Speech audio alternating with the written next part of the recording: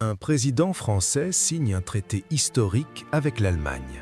5 mois plus tard, les Allemands le vident de son sens et De Gaulle comprend.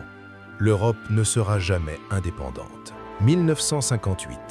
De Gaulle revient au pouvoir. Sa vision, une Europe indépendante, ni Washington, ni Moscou. Une troisième voie. Mais pour cela, il lui faut un allié, l'Allemagne. Depuis 1958, il cultive une relation personnelle avec le chancelier Konrad Adenauer. Septembre 1962. De Gaulle visite l'Allemagne. Des foules immenses l'accueillent. Il parle en allemand. Ihr seid ein großes Volk. Vous êtes un grand peuple. Le public allemand l'adore. Adenauer propose à De Gaulle de sceller leur amitié par un traité. De Gaulle accepte. 22 janvier 1963, palais de l'Élysée. De Gaulle et Adenauer signent le traité de l'Élysée, un traité d'amitié franco-allemand. Objectif : coordination en défense, coopération en affaires étrangères, consultation régulière. Surtout, construire une Europe qui n'obéit ni aux Américains, ni aux Soviétiques.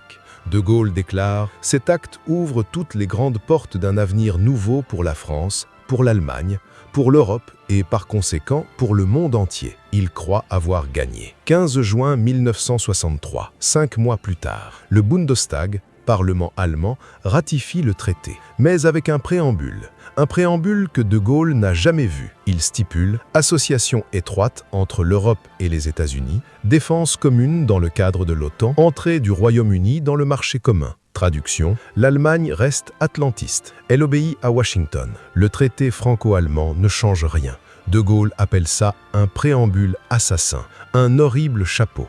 En privé, il fulmine. Les Américains essaient de vider notre traité de son contenu. Les politiciens allemands ont peur de ne pas s'aplatir suffisamment devant les anglo-saxons. Ils se conduisent comme des cochons. Octobre 1963, Adenauer démissionne. Son successeur, Ludwig Erhard, ultra-atlantiste. Le traité de l'Élysée devient une coquille vide. La France reste isolée. L'Europe reste sous tutelle américaine. Le rêve gaullien d'une Europe indépendante mort-né pendant que Washington sourit. Bienvenue dans la guerre froide.